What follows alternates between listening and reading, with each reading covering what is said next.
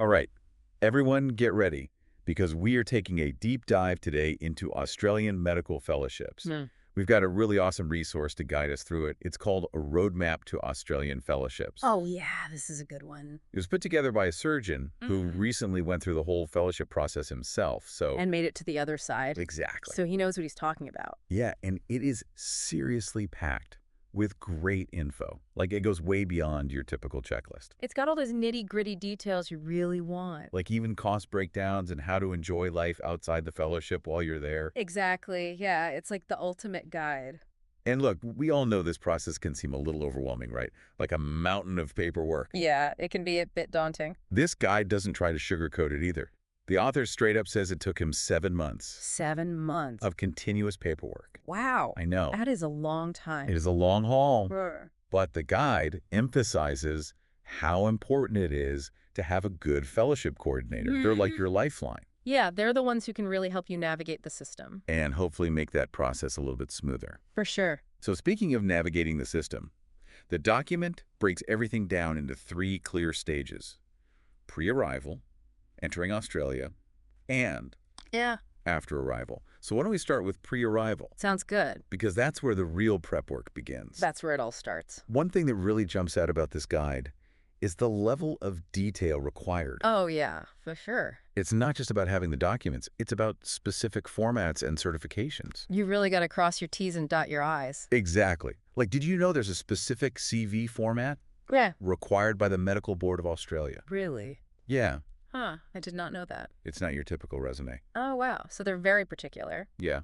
And you know what else is interesting? They even require you to certify your credit card. your credit card. Yeah, it sounds a bit strange, but But- it just shows you how thorough they are. Right. They're looking at your financial stability as well as your qualifications. Wow, that's a detail I would not have thought of. I'm Yeah. telling you, this guide is full of these little nuggets of wisdom. Like, and another tip it gives is to expedite the credential verification process with the ECFMG in the US by using FedEx or DHL. It can shave weeks off the timeline. Oh, wow, weeks. That's huge. Right. And time is definitely of the essence. Yes, definitely. Speaking of time savers, the document really stresses having all your qualifications and ID documents certified according to Australian standards. That means A4 size only. And the stamp has to be placed just so. Ah, the joys of bureaucracy. I know, right? And it's not just a couple documents either. The list is pretty extensive.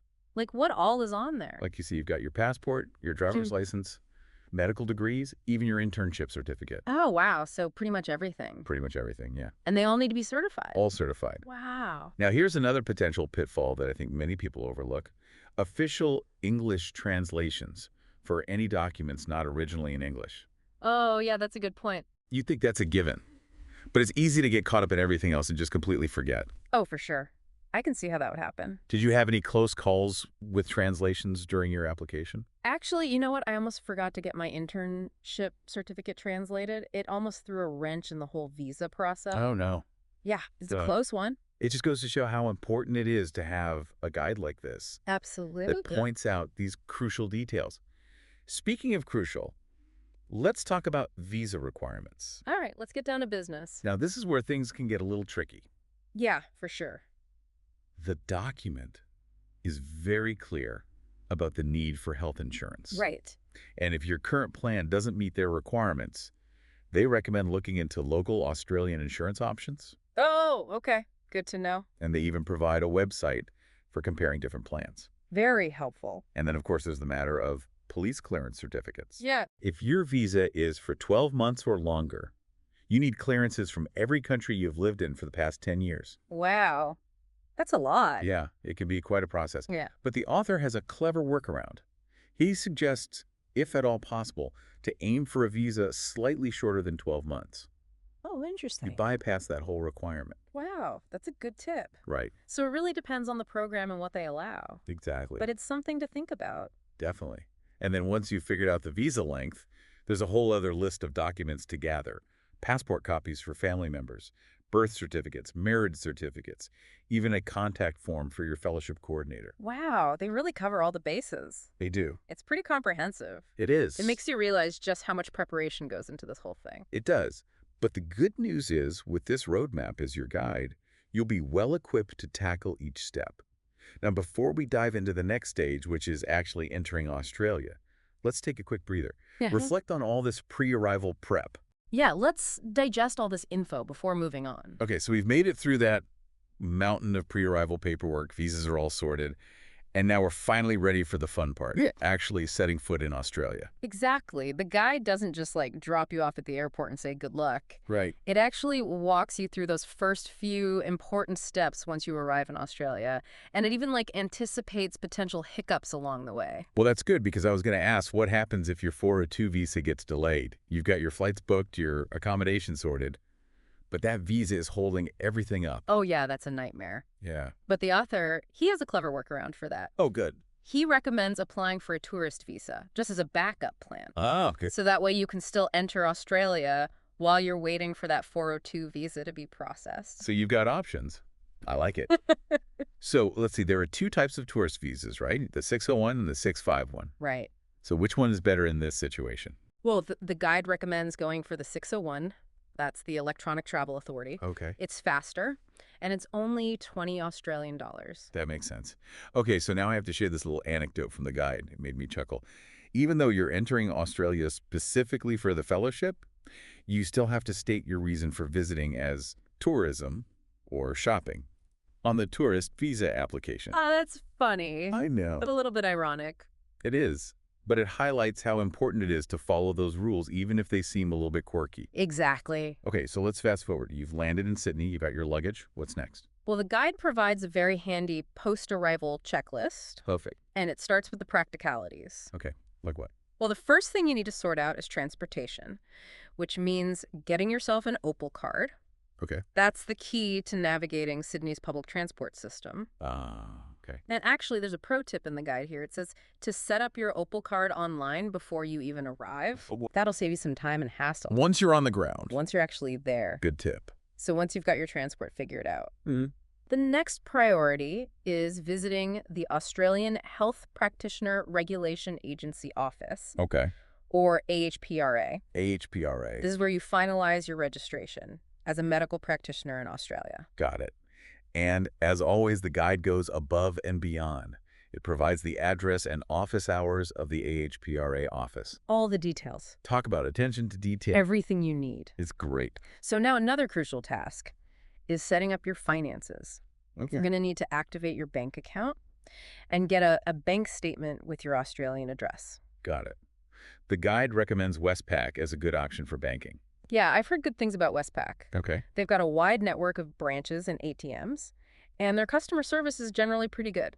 Perfect. So bank account sorted. What's next on the checklist? Well, there's a whole slew of administrative tasks after that.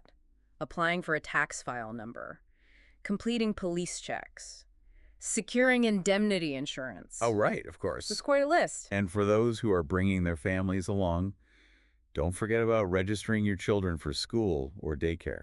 Right, you got to think about all that, too. The guide even mentions that. It really is a very comprehensive checklist. It is. It covers pretty much all the major bases.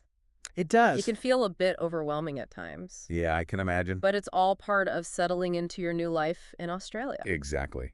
And let's be real. This whole process does come with a pretty hefty price tag.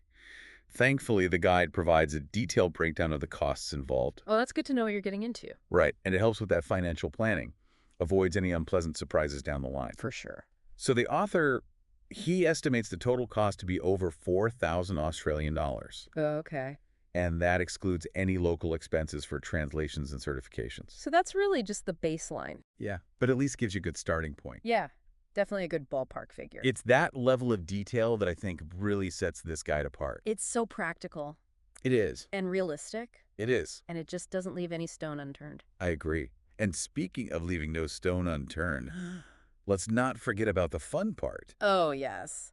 Leisure time. It's not all about work. It's not. Have some fun. The document actually dedicates an entire section to leisure activities. It's reminding us that it's important to enjoy life outside of work. Yes, make time for yourself. It even provides links to websites for booking flights and exploring different parts of the country. Oh, very cool. So it's like, hey, you're going to be busy, but don't forget to have some fun. Exactly. And it highlights how diverse Australia is. Yeah, there's a lot to see and do. So beyond those iconic landmarks like the Sydney Opera House, there are stunning beaches and hiking trails and a really vibrant food scene to explore. Sounds amazing. So before we get carried away with all the travel plans, let's transition to that final stage, settling into your new life in Australia and making the most of this incredible experience. Okay, so we've tackled all that paperwork, landed in Sydney, and even started exploring a little. Yeah, we're getting settled. Now it's time for the really exciting part. Settling into life as a fellow in Australia. Yeah, getting into the groove of things. It's a big transition, no doubt. It is. But this roadmap really emphasizes not just like what to do, Yeah, but how to approach it all. right. It's all about mindset, too. Yeah, it's almost like a little pep talk woven into all the practical advice. Yeah, for sure. I totally agree. Like, you got this. You can do it. Speaking of embracing the whole experience, Yeah. I think the cost breakdown deserves another shout out, Yeah, it's good to be prepared. right? Like knowing the potential financial commitment up front helps you plan and feel more in control. Absolutely. And I love how the author even includes all those smaller, often overlooked expenses, like those translation fees or police checks. Yeah, it all adds up. It paints a realistic picture. So you're not caught off guard. Exactly. Yeah. Okay, so let's shift gears a bit.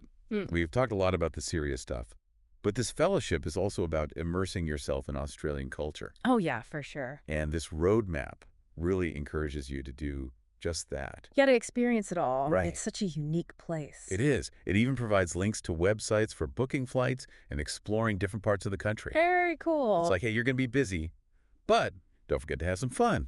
Exactly. And it highlights how diverse Australia really is. Oh, yeah, there's so much to see and do. So beyond those iconic landmarks, like the Sydney Opera House, there are stunning beaches and hiking trails, and a really vibrant food scene to explore. Sounds amazing. It does. You know, I know we focused a lot on the practical side of things, but I want to circle back to something you mentioned earlier, mindset. Yes, This whole roadmap seems infused with this can-do spirit, for sure. almost like a personal cheerleader saying, you get this. It's very encouraging. It is. You can tell the author really wants future fellows to feel empowered, not intimidated. Exactly. Like they did it. And you can too. And that's what makes this whole deep dive so valuable, Yeah. right? Absolutely. It's not just about ticking boxes. It's about embracing this whole challenge. And knowing you have the tools and resources to succeed. Exactly. So as we wrap up, let's leave our listener with this. You've absorbed all this info. You're prepped for the journey. What aspect of Australian culture or medical practice are you most excited to experience during your fellowship? That's a great question. It reminds us that this is about so much more than paperwork and logistics. Right. It's about personal and professional growth, immersing yourself in a new environment. Exactly. This is your adventure.